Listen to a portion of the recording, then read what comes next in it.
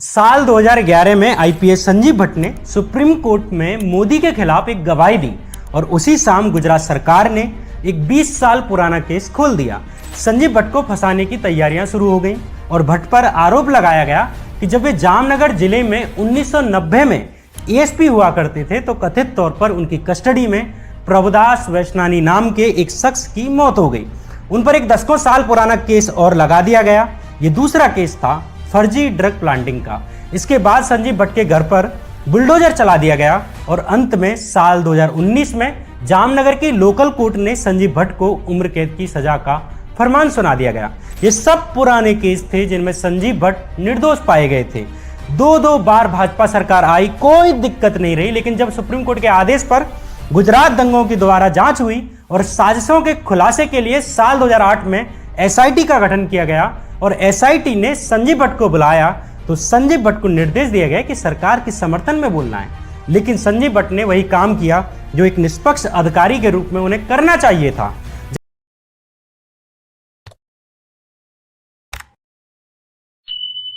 जब एसआईटी में दी गवाहियों को लेकर संजीव भट्ट ने सुप्रीम कोर्ट में एफिडेविट जमा कराया, ठीक उसी शाम गुजरात सरकार ने कस्टोडियल डेथ का यह 20 साल पुराना केस खोल दिया।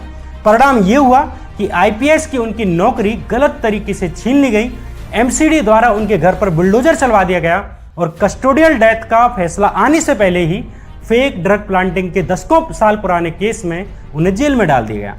पिछले 4 साल से संजीव भट्ट जेल में हैं। जेल में रहते ही उन्हें 1990 के कस्टोडियल डेथ के मामले में साल 2019 में उम्र कैद की सजा सुना दी गई। यहाँ इंटरेस्टिंग बात यह है कि एनसीआरबी का डाटा बताता है कि गुजरात में साल 2001 से लेकर साल 2016 तक, यानी भाजपा के ही 16 साल के शासन में कुल 180 कस्टोडियल डेथ हुई, लेकिन आज तक एक आईपीएस अधिकारी को कोई सजा नहीं मिली, सिर्फ संजीव भट्ट को सजा मिली। इसलिए आज के इस एपिसोड में हम पड़ताल करेंगे आखिर क्या था यह 10 साल पुराना कस्टोडियल डेथ का मामला और मोदी के खिलाफ बोलने वाले संजीव भट्ट को कैसे दी गई उम्र कैद की सजा। नमस्कार, मैं श्यामीरा सिंह। आईआईटी मुंबई से एमटेक की पढ़ाई करने के बाद संजीव भट्ट ने देश की सबसे कठिन यानी कि यूपीएससी की परीक्षा पास की और इन दोनों ही जगह संजीव भट्ट टॉप करने वालों में से रहे। खेलों में टॉप रहे, पढ़ाई में टॉप किया। जब आईपीएस की ट्रेनिंग हुई तो आईपीएस में भी टॉप करने वालों में से रहे।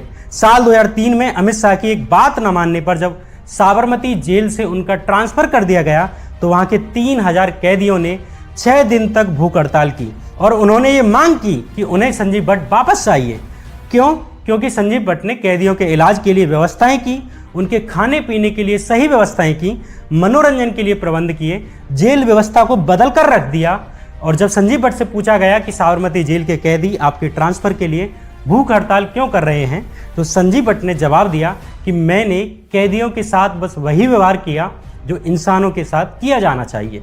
साबरमती जेल के कैदियों से भी इंसानी संवेदनाएं रखने वाले संजीव भट्ट के खिलाफ एक ऐसे कैदी की मौत का इल्जाम लगाया गया जिसकी मौत जेल में हुई नहीं, जिसकी मौत जमानत पर बाहर आने के बाद एक अस्पताल में हुई, वो भी मारपीट से नहीं बल्कि किडनी फेलियर के कारण।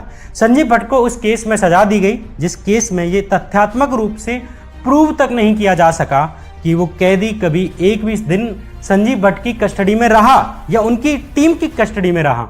दरअसल साल 1988 में आईपीएस ज्वाइन करने के बाद 10 अक्टूबर 1990 में संजीव भट्ट को जामनगर में एएसपी के रूप में अपनी पहली पोस्टिंग मिली। एक जिले में सबसे बड़ा शीर्ष पुलिस अधिकारी एसपी होता है, लेकिन वो अकेले सभी चीजें हैंडल नहीं कर सकता, इसलिए जिले को कई हिस्सों में बांटा जाता है जिन्हें संभालने का जिम्मा एएसपी नाम के अधिकारियों को दिया जाता है। उसी तरह जामनगर जिला भी 3 हिस्सों में बटा हुआ था, एक शहरी, एक ग्रामीण और एक खंबालिया क्षेत्र इलाका। संजीव भट्ट को जामनगर ग्रामीण क्षेत्र का एएसपी बनाया गया। 6 दिन बाद ही संजीव भट्ट को खंबालिया क्षेत्र का अतिरिक्त भार भी दे दिया गया। ये वो दौर था जब रथ यात्रा पर सवार लालकृष्ण आडवाणी के कारण पूरे देश में सांप्रदायिक माहौल तैयार हो गया था। तभी आडवाणी की रथ यात्रा को बिहार में लालू प्रसाद यादव की सरकार के द्वारा रोक लिया गया। ऐसे ही आडवाणी की गिरफ्तारी के बाद देश के अलग अलग इलाकों में सांप्रदायिक हमले हुए। अल्पसंख्यक समुदाय के लोगों के घरों पर हमले हुए, दुकानों को जलाया गया। ऐसे ही 24 अक्टूबर 1990 के दिन जामनगर जिले में सांप्रदायिक हमले होने लगे। अल्पसंख्यक समाज के घरों और दुकानों को तोड़ा जाने लगा। उस वक्त खंभालिया क्षेत्र में विजिट करने के लिए आईपीएस संजीव भट्ट निकले हुए थे।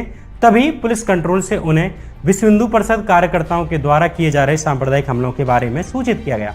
उन्हें कहा गया कि जामनगर के शहरी क्षेत्र के एएसपी प्रवीण गोंडिया छुट्टी पर हैं, इसलिए आप शहर में आ जाइए सांप्रदायिक हिंसा को रोकने के लिए। तत्काल उन्हें जामनगर के शहरी इलाके का एएसपी का एडिशनल चार्ज दे दिया गया। संजीव भट्ट ने तुरंत ही दंगों को रोकने के लिए बंदोबस्त शुरू कर दिए। चूंकि राज्य भर में सांप्रदायिक हिंसा की घटना घट रही थी, इसलिए आईपीएस प्रवीण गोंडिया को छुट्टियों से वापस बुला लिया गया। साथ ही आईपीएस मोहन झा को भी उनकी मदद के लिए पोरबंदर से ट्रांसफर कर जामनगर भेज दिया गया। जामनगर शहरी इलाके के रेगुलर एएसपी के लौट आने के बावजूद संजीव भट्ट को जामनगर शहरी इलाके की 2 चौकियों के क्षेत्र पर नजर बनाए रखने के लिए कहा गया, जो दंगों के लिए संवेदनशील इलाके हुआ करते थे। इसी दौरान विश्व हिंदू परिषद और भाजपा ने 30 अक्टूबर के दिन भारत बंद का ऐलान कर दिया। संजीव भट्ट ने संवेदनशील इलाकों में गश्तियां लगाई ताकि संभावित दंगों को रोका जा सके, लेकिन आडवाणी की रथ यात्रा रोके जाने के विरोध में हुए इस भारत बंद के दौरान देश भर में सांप्रदायिक दंगे शुरू हो गए। इसे लेकर संजीव भट्ट ने अपने बयान में कहा है कि जामनगर के कई इलाकों में हाईवे और ट्रैफिक जाम को जाम किया जाने लगा। तभी उन्हें कंट्रोल रूम से खबर मिली कि जमजोधपुर नाम की जगह पर एक मस्जिद में आग लगा दी गई है और सिचुएशन जो है आउट ऑफ कंट्रोल हो गई है। करीब 12:30 बजे संजीव भट्ट अपनी टीम के साथ जमजोधपुर इलाके पहुंच जाते हैं। जिले की बिगड़ती हालत को देखते हुए कलेक्टर ने जिले में धारा 144 लगा दी। संजीव भट्ट के अनुसार मेरी पहली जिम्मेदारी उन लोगों को नियंत्रण में लाना था जो दुकानों को जलाने में और हिंसा फैलाने में लगे हुए थे, और धारा 144 को लागू करना मेरी पहली प्राथमिकता थी। इसलिए आवश्यक फोर्स तैनात की। 13 अलग अलग स्थानों पर आंसू गैस का प्रयोग किया गया और 30 दिसंबर 1990 के दिन यानी सेम दिन संजीव भट्ट के अनुसार सड़कों और रास्तों से दंगाइयों को हटाने के बाद मैं 1:30 बजे जमजोधपुर पुलिस स्टेशन पहुंचा, जहां मुझे लोकल पुलिस ने बताया कि 15 अलग अलग सांप्रदायिक घटनाओं को देखते हुए टाड़ा कानून के तहत एक एफआईआर रजिस्टर की गई है और 133 लोगों को अरेस्ट किया गया है जो सांप्रदायिक हिंसा में शामिल थे। ये गिरफ्तारियां सुबह के 9:30 बजे से लेकर 12:30 बजे के बीच में हुई थी। संजीव भट्ट ने लोकल कोर्ट के आगे अपने लिखित बयान में कहा है कि मुझे सीपीआई भंबाद KN पटेल और पीएसआई मिस्टर ठाकुर ने बताया कि पुलिस को दंगाइयों पर नियंत्रण पाने के लिए आवश्यक बल का इस्तेमाल करना पड़ा था। कुछ दंगाई कुछ दुकानों में आग लगाकर भाग रहे थे, जिसके कारण कुछ को मामूली इंजरी भी आई है। इसके बाद मैं investigation officer CPI KN Patel के साथ दंगा प्रभावित क्षेत्रों में गया। जिले के अलग अलग हिस्सों में आवश्यक बल बुलाकर क्षेत्र में मार्च किया और करीब 3:30 बजे जेल के कलेक्टर IAS हरि भाई पटेल भी वहां पर आए। उन्हें भी मैंने पुलिस के द्वारा दंगे नियंत्रण करने के लिए जो कार्रवाइयां की गई हैं उनको लेकर ब्रीफ किया और इसके बाद DSP TS बिष्ट के साथ करीब 7 बजे जमजोधपुर पुलिस स्टेशन वापस लौट आया। इसके बाद दंगा पीड़ितों के बयान लिए और उन्हें वेरीफाई किया। तभी मुझे जमजोधपुर पुलिस स्टेशन ने वायरलेस पर कहा कि IPS मोहन झा ने मुझे एक मैसेज भेजा है जो उन्हें गृह मंत्री ने निर्देशित किया है। इस मैसेज में लिखा था, माननीय गृह मंत्री जी की सूचना के आधार पर आज के दिन जमजोधपुर में जो केस दर्ज किए गए हैं उन अपराधों में टाड़ा की धारा नहीं लगाई जानी चाहिए और इस बात की जानकारी रखी जाए। संजीव भट्ट के अनुसार ये एक इलीगल ऑर्डर था, साथ ही भेदभावपूर्ण भी था, क्योंकि जहां मुस्लिम आरोपी होते थे वहां भी टाड़ा लगाया जाता था। ये मैसेज मिलने के बाद मैंने IPS मोहन झा को वायरलेस पर सूचित किया कि जो आगे केस रजिस्टर किए जाएंगे उनमें टाड़ा नहीं लगाया जाएगा, लेकिन जो केस दर्ज हो चुका है उसमें से टाड़ा नहीं हटाया जाएगा और वो जारी रहेगा। संजीव भट्ट ने लोकल कोर्ट में कहा कि मैं 12:30 बजे पुलिस स्टेशन पहुंचा था और मुझसे पहले ही 133 दंगे के आरोपियों को लोकल पुलिस के KN पटेल, PSI ठाकुर और महाशंकर जोशी की टीम ने अरेस्ट कर लिया था और मेरे और अन्य पुलिस अधिकारियों के ऊपर जो बाद में केस लगाया गया है वो राजनीतिक बदला लेने के लिए एक क्लासिकल केस है, क्योंकि जनता दल के मुख्यमंत्री रहे चिमन भाई पटेल और गृह मंत्री नरहरि अमीन दोनों ही पटेल समुदाय से आते थे और 1 नवंबर 1990 को यानी घटना के 2 दिन बाद ही गुजरात विधानसभा में विश्वास मत पारित होने जा रहा था, जिसमें कि उन्हें अपनी सरकार को बचाने के लिए कांग्रेस और भाजपा दोनों के ही पटेल विधायकों की समर्थन की जरूरत थी। चूंकि अधिकतर दंगे के आरोपी पटेल समुदाय से आते थे और मैंने टाड़ा हटाने से इनकार कर दिया था, इसलिए गृह मंत्री और मुख्यमंत्री दोनों को खुन्नस हो गई। दंगे के 133 आरोपियों को बाद में लोकल थाने में ही रखा गया और गिरफ्तारी के अगले दिन ही उन्हें इन 133 आरोपियों को लोकल कोर्ट के सामने पेश किया गया, जहां से कोर्ट ने उन्हें 7 दिन के लिए जुडिशियल कस्टडी यानी कि न्यायिक हिरासत में जामनगर की जेल में भेज दिया।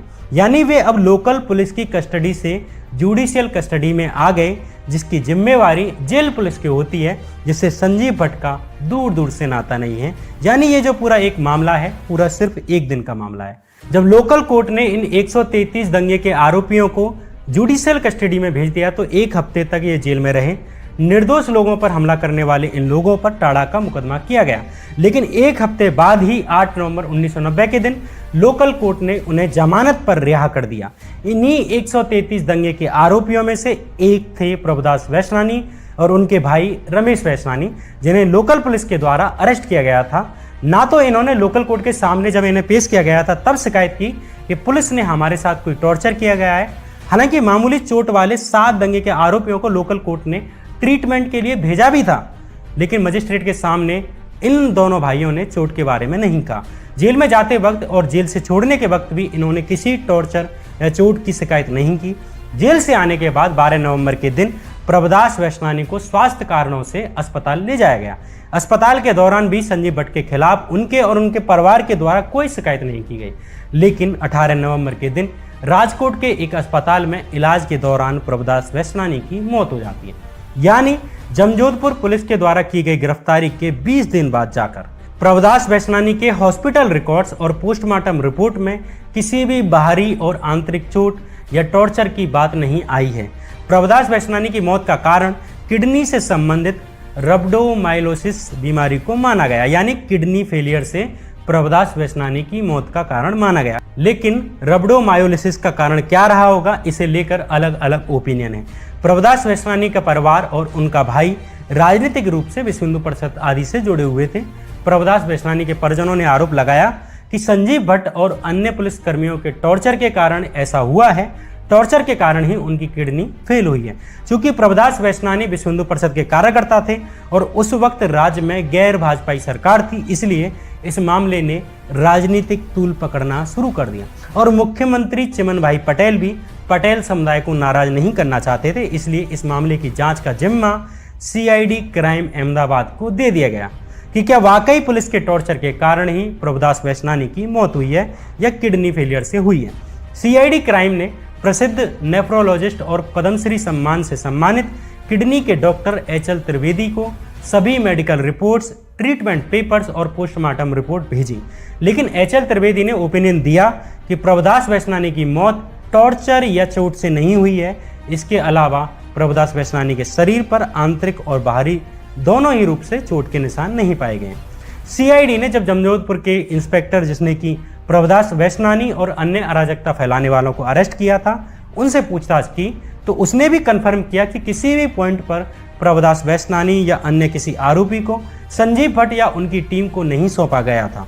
जांच में पूछताछ किए गए किसी भी पुलिसकर्मी, हेड कांस्टेबल, लॉकअप के पुलिस अफसर, home guards, jail staff, jail के SP या जेलर ने अपनी तरफ से किसी ने भी कंफर्म नहीं किया कि किसी भी पॉइंट पर उन्होंने संजीव भट्ट द्वारा मृतक प्रभुदास वैश्नानी को कस्टडी में लेते हुए देखा था। सबने मना किया कि संजीव भट्ट का इन 133 दंगाइयों की गिरफ्तारी से या कस्टडी से कोई भी नाता नहीं था। इन 133 दंगाइयों की गिरफ्तारियां जो भी हुई वो लोकल पुलिस के थाने के द्वारा की गई, ना कि संजीव भट्ट के द्वारा, और उन्हीं की कस्टडी में वे 1 दिन रहे, जिसके बाद उन्हें जुडिशियल कस्टडी में भेज दिया गया। हो सकता है लोकल पुलिस ने अराजकता फैलाने वाले दंगाइयों को काबू में करने के लिए थोड़ी मशक्कत की हो, लेकिन संजीव भट्ट ASP होने के नाते जांच में पूछताछ किए गए किसी भी पुलिसकर्मी, हेड कांस्टेबल, लॉकअप के पुलिस अधिकारी या home guards, jail staff, jail के SP, जेलर, किसी ने भी कंफर्म नहीं किया है कि किसी भी पॉइंट पर उन्होंने संजीव भट्ट द्वारा मृतक प्रभुदास वैश्नानी को कस्टडी में लेते हुए देखा था। सबने मना किया कि संजीव भट्ट का इन 133 दंगाइयों की गिरफ्तारी से कोई भी नाता नहीं था। जो भी गिरफ्तारियां की गई वह लोकल पुलिस थाने के द्वारा की गई थी और उन्हीं के कस्टडी में वे 1 दिन तक रहे थे और उसके बाद उन्हें जेल भेज दिया गया था। हो सकता है लोकल पुलिस ने अराजकता फैलाने वाले दंगाइयों को काबू में लेने के लिए थोड़ी मशक्कत की हो, लेकिन संजीव भट्ट एएसपी होने के नाते किसी खास अराजकता फैलाने वाले को नियंत्रित किए होंगे, ये बात प्रूव नहीं हुई। करीब 2500 पेज के सबूतों, वायरलेस मैसेजों और 200 से अधिक गवाहियों से कंफर्म नहीं हुआ कि प्रभुदास वैश्नानी संजीव भट्ट की कस्टडी में कभी रहे थे।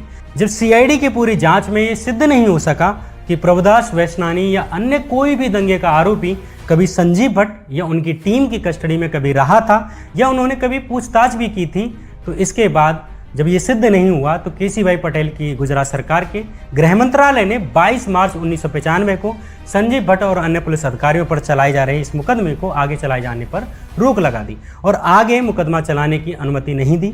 इसके बाद कोर्ट में क्लोजर रिपोर्ट फाइल कर दी गई। इस तरह साल 1990 का ये मामला एक तरह से 1995 में बंद हो गया, जिसमें कि संजीव निर्दोष साबित हुए।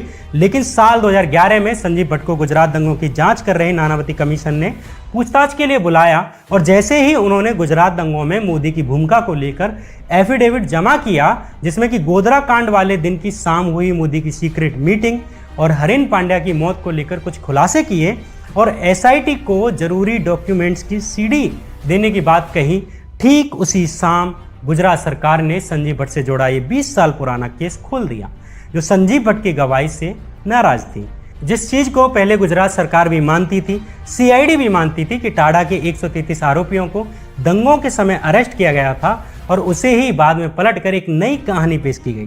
जामनगर कोर्ट के जजमेंट के अनुसार स्पेशल पब्लिक प्रोसिक्यूटर यानी कि गुजरात सरकार के सरकारी वकील ने कहा कि इन कैदियों को खेतों से अपने घर आते समय अरेस्ट किया गया था, जब वे खेतों से काम करके घर लौट रहे थे, जिसके बाद थाने में उनके साथ टॉर्चर किया गया।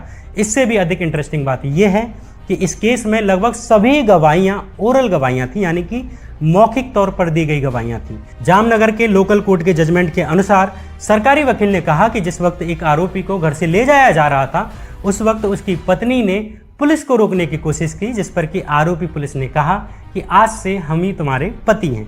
ये कोर्ट के जजमेंट में लिखा है, जिसमें कि संजीव भट्ट को उम्र कैद की सजा सुनाई गई है।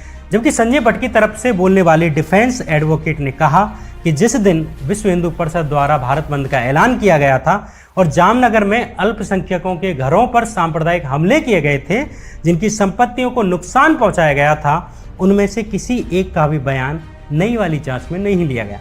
डिफेंस एडवोकेट के अनुसार उस वक्त के समय ही जमजोधपुर पुलिस स्टेशन में एफआईआर रजिस्टर है, जिसमें कि अल्पसंख्यकों के घरों, उनकी संपत्तियों को डैमेज करने की बात का जिक्र है, जिसका केस क्रमांक 96/90 है। संजीव भट्ट की तरफ से यानी डिफेंस एडवोकेट की तरफ से उस मेडिकल ऑफिसर के जर्नल के डॉक्यूमेंट्स भी पेश किए गए हैं, जिससे कि साबित होता है कि मुस्लिम समाज से आने वाले लोगों को ट्रीटमेंट के लिए ले जाया गया था। लेकिन फिलहाल केस की जांच कर रहे इन्वेस्टिगेटिव अधिकारियों ने उनके बयान ही नहीं लिए।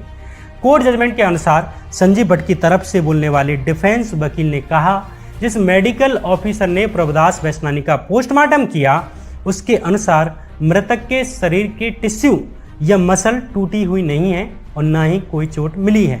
किडनी खराब होने के पीछे बहुत सारे कारण हो सकते हैं। डिफेंस के वकील ने कहा कि कैदियों के बयानों में ही कॉन्ट्राडिक्शंस हैं। सबसे बड़ी बात कि इस घटना से पहले वे ना तो संजीव भट्ट के बारे में जानते थे, न संजीव भट्ट उनके बारे में जानते थे, क्योंकि उनकी पहली पोस्टिंग के 20वें दिन ही ये घटना घटी। दंगे के आरोपी जेल के दौरान भी संजीव भट्ट को नहीं जानते थे। उन्हें संजीव भट्ट के बारे में पता भी जेल से बाहर आने के बाद चला। संजीव भट्ट की तरफ से उनकी वीकली डायरी, उनकी गाड़ी के आवागमन की जो लॉगबुक होती है, उसको भी कोर्ट में पेश किया गया, लेकिन माना नहीं गया।